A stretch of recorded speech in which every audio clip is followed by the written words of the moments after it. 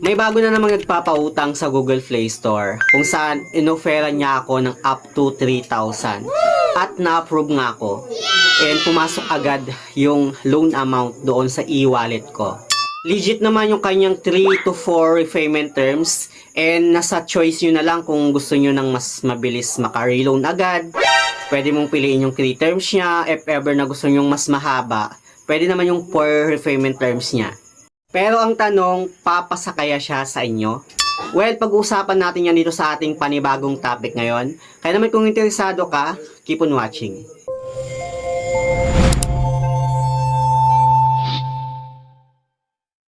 Hello guys, it's Ciel Mariano and welcome back to my YouTube channel.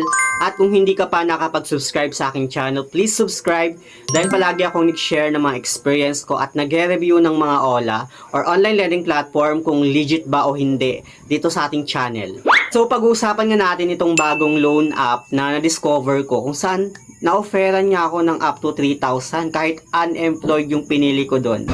And na pumasok agad siya sa yung loan amount, pumasok agad doon sa e-wallet ko. So wag na natin itong patagalin. Itong loan app na tinutukoy ko nga, ito nga si Loan Tayo Flexible Loans na pagmamayari ni Factors Lending Corporation. At dito nga, sobrang laki na ng kanyang downloads, which is umabot na siya ng 50,000 na downloads. And pagdating naman sa kanyang reviews, nasa 8,000 na, and meron siyang 4.8 na stars. Bagong-bago pa lang siya sa akin, pero umabot na sa 50,000 yung kanyang downloads. So parang malakas yung kutob ko na nag-change lang siguro siya ng pangalan. Kaya comment down below sa mga nakakaalam kung nag-change lang ba siya ng pangalan ko or kung ano yung dati niyang pangalan. Anyway, dahil gipit nga ang person, nag-apply nga ako ng utang sa kanya para ma-check ko kung legit ba itong bagong loan app na to. And dito nga, inopen ko yung kanyang application and nagpakita nga itong tips for collecting user data. So dito may kinokollect silang user data, no? And dito yung mga kinokollect nga nila is personal identification data, emergency contact selection, approximate locations, camera access, uploaded images, device information, SMS-based financial signals. So dito may choice ka kung i-accept mo or skip mo yung hinihingi niyang, kinokollect niyang user data. In my case, tinry ko nga yung skip at okay naman pala na i-skip yung part na yon. At dito napunta na ako sa kanyang cellphone number kung saan nag-provide nga ako ng cellphone number na gagamitin ko sa kanilang application and may na-receive lang akong verification code. Then after nun, dito na sa kanyang dashboard, makikita natin no, yung pinapautang niya which is 2,000 hanggang 80,000. Ganun kalaki yung pinapautang nitong loan app na to. And sa kanyang repayment term is 91 days to 365 days. And pagdating naman sa kanyang daily interest, 0.08% lang daw. Well, out of my curiosity, nag-apply nga ako sa kanya para ma-check ko kung legit ba siya or kung okay ba siyang utangan, lalo na sa mga naghahanap talaga ng legit na mauutangan dyan. And dito, pagka-click ko ng apply now, meron siyang tips for permission. Dito, hindi mo na siya pwedeng skip kasi tinry ko siyang skip at hindi ako makapag-proceed. So, kailangan mo na talaga siyang i-accept. Anyway, yung mga hinihingi niyang permission is yung location, camera, at SMS lang naman. So, yun lang naman yung hinihingi niyang permission, no? Then, click mo lang yung accept. At dito, mapupunta na tayo sa kanyang basic information, which is, ito na yung mapifill upan natin.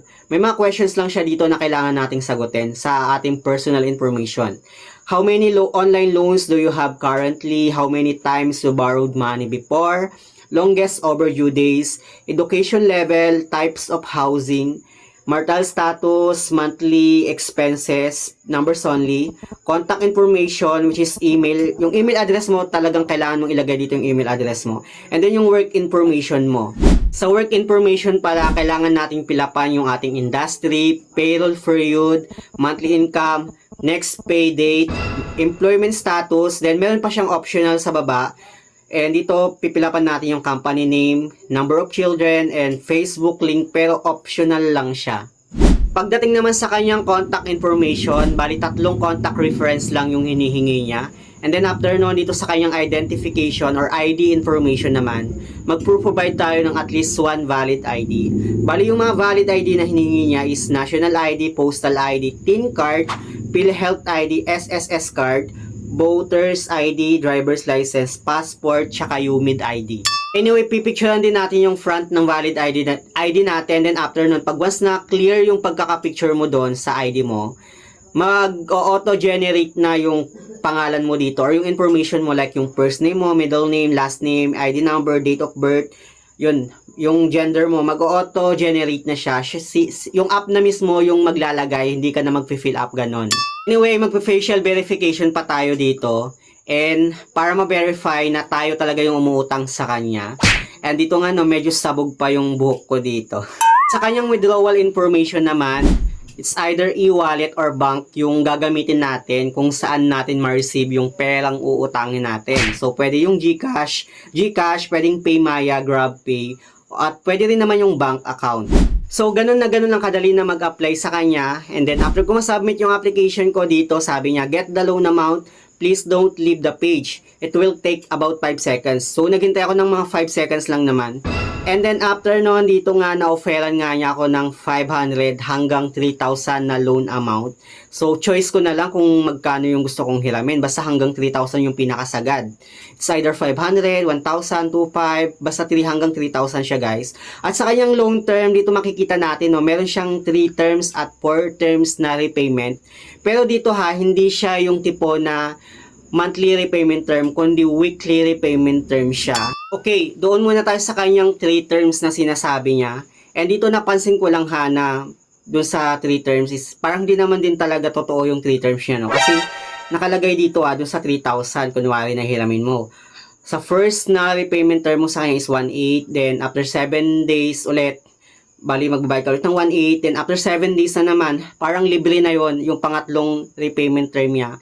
So, parang hindi din talaga legit yung 3 terms na sinasabi niya. Kasi dapat kapag 3 terms, babayaran mo siya ng 3 beses. Pero yung pang third na repayment term niya, halos free na siya kasi 3 pesos lang naman yung babayaran mo dun sa 3,000.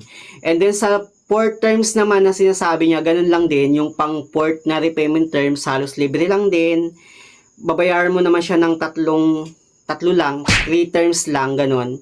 So, parang 21 days mo siyang babayaran. Then, after 28 days, parang free na yung pang 4th na repayment term niya. Okay, doon muna tayo sa 3,000 na 3 terms. Dito nga, 1,800 nga yung every 7 days niya. So, babayaran mo nga siya ng 14 days. And dito, meron siyang principal na 1,125 pesos.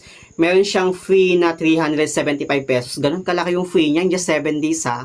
And meron pa siyang intercept na 300 pesos. Para saan naman yung intercept na yun, no? So, ganun lang din sa pangalawang repayment term niya, no? 1,125 yung principal, yung fee 375, at yung intercept o interest.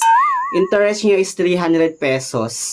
Medyo natatawa lang ako, guys, no? Kasi intercept yung nakalagay, pero interest pala yun. And dito nga, anyway, dito sa kanyang 4th na repayment term, bali, parang 21 days mo nga siyang babayaran. So, every 7 days, ang babayaran mo sa kanya is 1,300. Bali, yung principal niya is 750 pesos, yung fee niya is 250 pesos, interest niya is 300 pesos. So, ganun din sa pang another 7 days, no? Sa pang 14 days niya na 750, 250, 300 hanggang sa pang 3rd niya. So, pang 4th is libre na siya. Anyway, ayokong patulan yung 3,000 na offer niya sa akin dahil hindi natin alam, no, baka mamaya may mga hidden charge pa pala siya. So, tinry ko lang muna yung 500 since may option naman na 500. So, sa 3 terms siya nga, bali 300 lang yung every 7 days ko sa kanya. So, payable siya ng 14 days kasi nga yung pang 3rd is free na siya. And sa 4th terms naman niya, 216 pesos lang. And payable nga siya ng 21 days kasi yung pang 4th is free na nga siya. So, click to get cash ko siya, no? And nag-review na nga siya. Mga ilang oras ko din siyang hinintay. Sabi niya, your loan application has been completed. Please wait for approval. So, mga ilang oras ko siyang hinintay. And nagulat na lang ako na naka-receive ako ng 375 pesos sa e-wallet ko. And hindi ko alam kung saan siya galing, pero naalala ko na may in-applyan pala akong loan, which is itong si Loan Tayo. Inisip ko na baka galing sa kanya. So, inopen ko yung apps at legit nga na galing sa kanya yung 375 pesos na na-receive ko out of 500 pesos na hinihiram ko. So, parang may kaltas siya na 125 pesos doon sa 500. Ang laki-laki ng kaltas niya doon sa 500 ha. Yun lang yung hiram mo sa kanya, tapos 125 yung kakaltas niya, tapos meron pa siyang interest.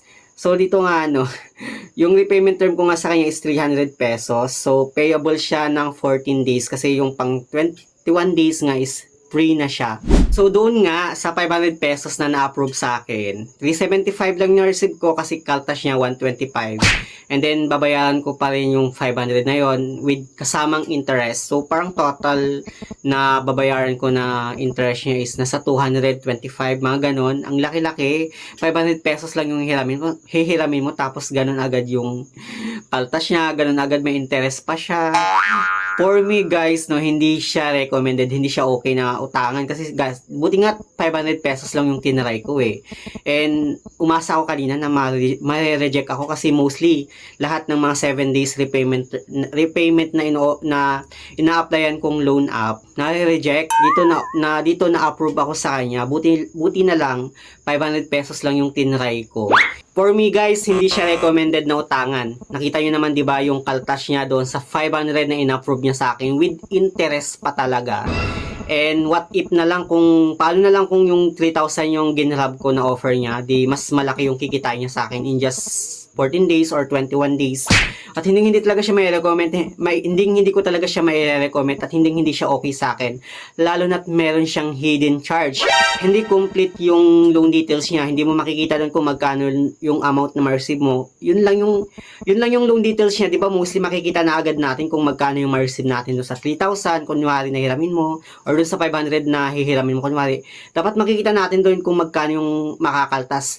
Wala siyang, hindi siya nagpakita, kundi malalaman mo na lang kapag once na na-receive mo na yung loan amount mo na na-approve sa kanya. Kaya if I were you guys, pag-isipan nyo munang mabuti kung tutuloy ba kayong uutang sa mga ganitong klase ng loan app. Basta para sa akin, hindi siya okay, hindi siya recommended. Tama na siguro yung na-approve sana 500. At least, na-approve pa din ako kahit mostly talaga, ang dami kong in-applyan na mga 7 days na repayment. Parang this past few months, madami akong mga in-applyan na 7 days na repayment term na OLA. Pero hindi ako na-approve, puro reject yon. Pero dito nagulat lang ako na na-approve ako sa kanya. Buti na nga lang din talaga at may option ka doon ng 500 pesos. Kaya medyo mababa pa lang din para sa akin. Actually kahit 500 pesos lang yun guys, malaking bagay pa rin yun lalo sa mga gipit. Pinapayaman lang natin yung mga OLA na balasubas sa interest, pati sa mga hidden charge. So, sa mga merong loan dyan, dito kay Loan Tayo, comment down below and share your experience dyan sa may comment section.